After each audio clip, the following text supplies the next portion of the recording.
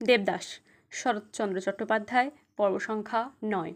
আর দেবদাস, সে রাত্রিটা সে কলিকাতার ইডেন গার্ডেনের একটা বেঞ্চের উপর বসিয়া কাটাইয়া দিল। তাহার খুব যে ক্লেশ হইতেছিল, যাতনায় মর্মভেদ হইতেছিল, তাহা নয়, কেমন একটা শিথিল ঔদাস্য ধীরে ধীরে বুকের মধ্যে জমা হইয়া উঠিতেছিল। নিদ্রার মধ্যে শরীরের কোনো একটা অঙ্গে হঠাৎ পক্ষাঘাত হইলে ঘুম ভাঙিয়া সেটার উপর যেমন কোনো অধিকার খুঁজিয়া পাওয়া যায় না, এবং বিস্মিত স্তম্ভিত মন হঠাৎ ঠাউরাইতে পারে না কেন তাহার আজন্ম সঙ্গী চিরদিনের বিশ্বস্ত অঙ্গটা তাহার আহ্বানে সাড়া দিতেছে না। তাহার পর ধীরে ধীরে বুঝিতে পারা যায়, ধীরে ধীরে জ্ঞান জন্মে যে এটা আর তাহার নিজের নাই। দেবদাস এমনই ধীরে ধীরে সমস্ত রাত্রি ধরিয়া বুঝিতেছিল যে সময়ে সংসারটা অকস্মাৎ পক্ষাঘাত হইয়া তাহার সহিত চিরদিনের জন্য বিচ্ছেদ হইয়া গিয়াছে। এখন তাহার উপর মিথ্যা রাগ অভিমান আর কিছুই খাটিবে না। সাবেক অধিকারের কথাটা ভাবিতে যাওয়াই ভুল হইবে। তখন সূর্যোদয় হইতেছিল। দেবদাস উঠিয়া দাঁড়াইয়া ভাবিল, কোথায় যাই। হঠাৎ স্মরণ হইল তার কলিকাতার বাসাটা। সেখানে চুনিলাল আছে। দেবদাস চলিতে লাগিল।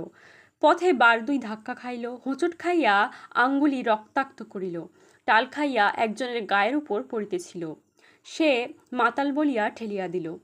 এমনি করিয়া ঘুরিয়া ঘুরিয়া দিন শেষে মেসের দরজায় আসিয়া দাঁড়াইল। চুনিবাবু তখন বেশ বিন্যাস করিয়া বাহির হইতেছিল। এ কি, দেবদাস যে! দেবদাস নীরবে চাহিয়া রহিল। কখন এলে হে? মুখ শুকানো, স্নানাহার হয়নি? ও কি, দেবদাস পথের উপর বসিয়া পড়িতেছিল। চুনিলাল হাত ধরিয়া ভিতরে লইয়া গেল। নিজের শয্যার উপর বসাইয়া শান্ত করিয়া জিজ্ঞাসা করিল, ব্যাপার কি দেবদাস? কাল বাড়ি থেকে এসেছি। কাল? সমস্ত দিন তবে ছিলে কোথায়? রাত্রেই বা কোথায় ছিলে? ইডেন গার্ডেনে। পাগল নাকি? কি হয়েছে বলো দেখি।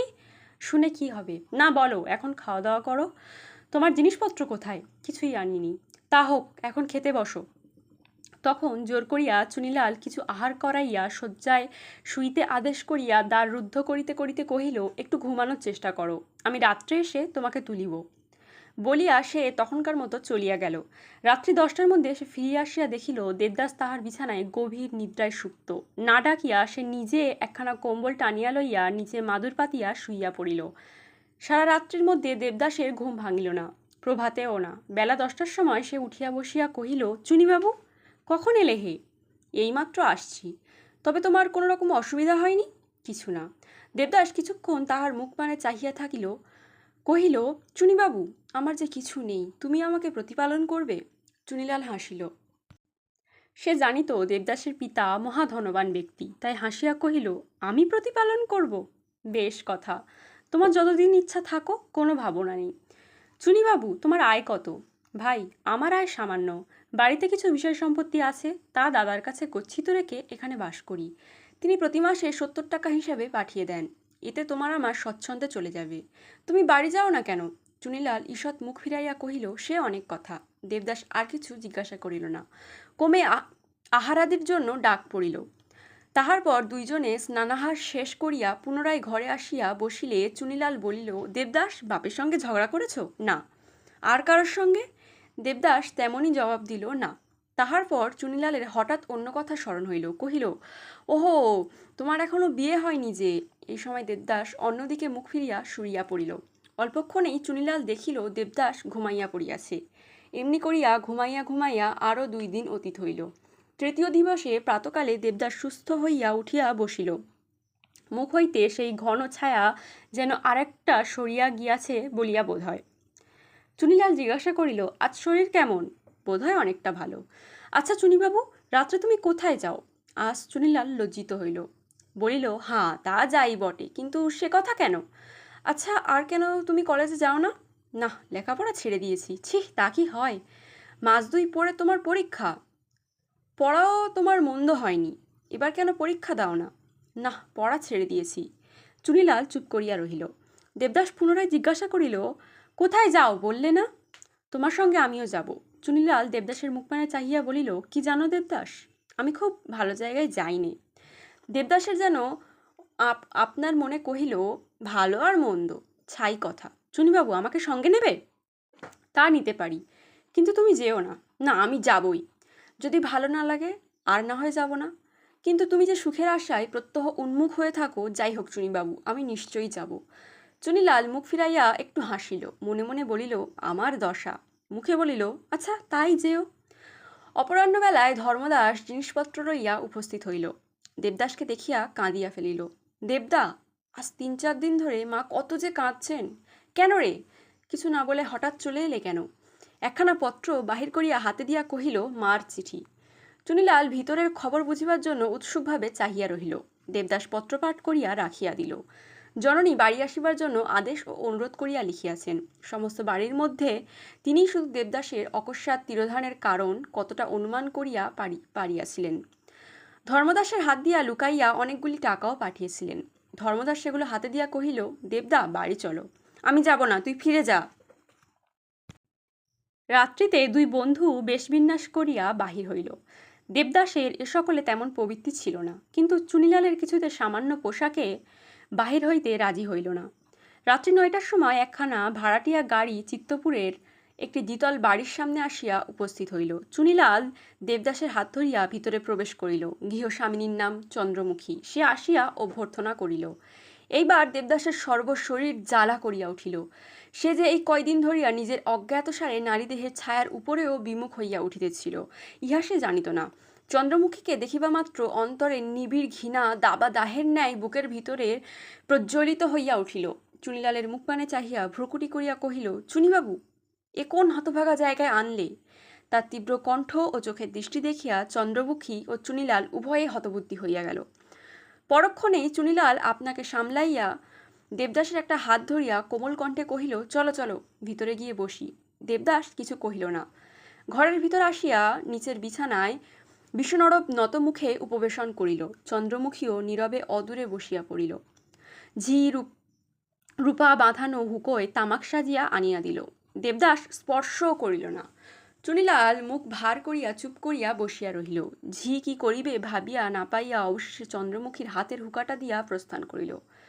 সে 2-1 বার টানিবার সময় তীক্ষ্ণ দৃষ্টিতে দেবদাস তাহার মুখপানে চাহিয়া থাকিয়া হঠাৎ নিরতিশয় ঘৃণা ভরে বলিয়া উঠিল, কি অসভ্য, আর কি বিশ্রী দেখতে। ইতিপূর্বে চন্দ্রমুখীকে কেহ কখনো কথায় ঠকাতে পারে নাই। তাহাকে অপ্রতিভ করা অত্যন্ত কঠিন কাজ, কিন্তু দেবদাসের এই আন্তরিক ঘৃণার সরল এবং কঠিন উক্তি তাহার ভিতরে গিয়া পৌঁছাল। ক্ষণকালের জন্য সে হতবুদ্ধি হইয়া গেল। কিন্তু কিছুক্ষণ পরে আরও বারদুই গড়গড় করিয়া শব্দ হইল, কিন্তু চন্দ্রমুখীর মুখ দিয়া আর ধোঁয়া বাহির হইল না। তখন চুনিলালের হাতে হুঁকা দিয়া সে একবার দেবদাসের মুখের দিকে চাহিয়া দেখিল। তাহার পর নিঃশব্দে বসিয়া রহিল। নির্বাক তিনজনেই, শুধু গুড়গুড় করিয়া হুঁকার শব্দ হইতেছে, কিন্তু তাহা যেন বড় ভয়ে ভয়ে। বন্ধুমণ্ডলীর মাঝে তর্ক উঠিয়া হঠাৎ নিরর্থক একটা কলহ হইয়া গেলে প্রত্যেকেই যেন নীরবে নিজের মনে ফুলিতে থাকে এবং ক্ষুব্ধ অন্তঃকরণে মিছামিছি কহিতে থাকে, তাই তো। এমনি তিনজনেই মনে মনে বলিতে লাগিল, তাই তো, এ কেমন হইল। যেমনই হোক, কেহই স্বস্তি পাইতেছিল না। চুনিলাল হুঁকা রাখিয়া দিয়া নিচে নামিয়া গেল। বোধ করি আর কোনো কাজ খুঁজিয়া পাইল না, তাই ঘরে দুইজনে বসিয়া রহিল। দেবদাস মুখ তুলিয়া কহিল, তুমি টাকা নাও। চন্দ্রমুখী সহসা উত্তর দিতে পারিল না। আজ তাহার 24 বৎসর বয়স হইয়াছে। এই 9-10 বৎসরের মধ্যে কত বিভিন্ন প্রকৃতির লোকের সঙ্গে তাহার ঘনিষ্ঠ পরিচয় হইয়াছে, কিন্তু এমন আশ্চর্য লোক সে একটি দিনেও দেখে নাই। একটু ইতস্তত করিয়া কহিল, আপনার যখন পায়ের ধুলো পড়েছে। দেবদাস কথাটা শেষ করিতে না দিয়াই বলিয়া উঠিল, পায়ের ধুলোর কথা নয়, টাকা নাও তো। তা নি বই কি, না হলে আমাদের চলিবে কিসে। থাক, অত শুনতে চাই না, বলিয়া সে পকেটে হাত দিয়া একখানা নোট বাহির করিল এবং চন্দ্রমুখীর হাতে দিয়াই চলিতে উদ্যত হইল। একবার চাহিয়াও দেখিল না কত টাকা দিল। চন্দ্রমুখী বিনীতভাবে কহিল, এরই মধ্যে চলে যাবেন। দেবদাস কথা কহিল না, বারান্দায় আসিয়া দাঁড়াইল। চন্দ্রমুখী একবার ইচ্ছা হইল টাকা ফিরাইয়া দেয়, কিন্তু কেমন একটা তীব্র সংকোচের বশে পারিল না। বোধ করি বা একটু ভয়ও তাহার হইতেছিল। তাছাড়া অনেক লাঞ্ছনা গঞ্জনা ও অপমান সহ্য করার অভ্যাস তাহাতে আছে বলিয়াই নির্বাক নিস্পন্দ হইয়া চৌকাঠ ধরিয়া দাঁড়াইয়া রহিল। দেবদাস সিঁড়ি বাহিয়া নিচে নামিয়া গেল। সিঁড়ির পথেই চুনিলালের সাথে দেখা হইল। সে আশ্চর্য হইয়া প্রসবর করিল, কোথায় যাচ্ছ দেবদাস? বাসায় যাচ্ছি। সে কি হে? দেবদাস আরও 2-3টা সিঁড়ি নামিয়া পড়িল। চুনিলাল কহিল, চলো, আমিও যাই। দেবদাসের কাছে আসিয়া তাহার হাত ধরিয়া বলিল, চলো। একটু দাঁড়াও, একবার উপর থেকে আসি। না, আমি যাই, তুমি পরে এসো, বলিয়া দেবদাস চলিয়া গেল। চুনিলাল উপরে আসিয়া দেখিল চন্দ্রমুখী তখনও সেইভাবে চৌকাঠ ধরিয়া দাঁড়াইয়া আছে। তাহাকে দেখিয়া কহিল, বন্ধু চলে গেল? হ্যাঁ। চন্দ্রমুখী হাতের নোট দেখাইয়া কহিল, এই দেখো। কিন্তু ভালো বোধ করত, নিয়ে যাও, তোমার বন্ধুকে ফিরিয়ে দিও। চুনিলাল কহিল, সে ইচ্ছে করে দিয়ে গেছে, আমি ফিরিয়ে নিয়ে যাব কেন? এতক্ষণ পরে চন্দ্রমুখী একটুখানি হাসিতে পারিল, কিন্তু হাসিতে আনন্দ ছিল না। কহিল, ইচ্ছে করে নয়, আমার টাকা নেই বলে রাগ করে দিয়ে গেছে। হ্যাঁ চুনিবাবু, লোকটা কি পাগল? একটুও না, তবে আজ কদিন ধরে বোধ করি ওর মন ভালো নেই। কেন মন ভালো নেই কিছু জানো? তা জানি নে, বোধহয় বাড়িতে কিছু হয়ে থাকবে। তবে এখানে আনলে কেন? আমি আনতে চাইনি, সে নিজে জোর করে এসেছিল। চন্দ্রমুখী এবার যথার্থই বিস্মিত হইল, কহিল, জোর করে নিজে এসেছিল, সমস্ত জেনে? চুনিলাল একটুখানি ভাবিয়া কহিল, তা বই কি, সমস্তই তো জানতো, আমি তো আর ভুলিয়ে আনিনি। চন্দ্রমুখী কিছুক্ষণ চুপ করিয়া কি ভাবিয়া কহিল, চুনি, আর একটা উপকার করবে? কি? তোমার বন্ধু কোথায় থাকেন? আমার কাছে। আর একদিন তাকে আনতে পারবে? তা বোধহয় পারবো না, এর আগেও কখনো সে এসব জায়গায় আসেনি, পরেও বোধহয় আর আসবে না। কিন্তু কেন বলো দেখি? চন্দ্রমুখী একটু ম্লান হাসিয়া বলিল, চুনি, যেমন করে হোক ভুলিয়া আর একবার তাকে এনো। চুনি হাসিল, চোখ টিপিয়া কহিল, ধমক খেয়ে ভালোবাসা জন্মেলো নাকি? চন্দ্রমুখীও হাসিল, কহিল, না দেখে নোট দিয়ে যায়, এটা বুঝলে না? চুনি চন্দ্রমুখীকে কতটা চিনিতে পারিয়াছিল। ঘাড় নাড়িয়া বলিল, না না, নোট ফোটের লোক আলাদা, সে তুমি নও। কিন্তু সত্যি কথাটা বলো তো। চন্দ্রমুখী কহিল, সত্যি একটু মায়া পড়েছে। চুনি বিশ্বাস করিল না, হাসিয়া কহিল, এই 5 মিনিটের মধ্যে? এবার চন্দ্রমুখীও হাসিতে লাগিল, বলিল, তা হোক, মন ভালো হলে আর একদিন এনো, আর একবার দেখব। আনবে তো? কি জানি, আমার মাথার দিব্যি রইল। আচ্ছা দেখব।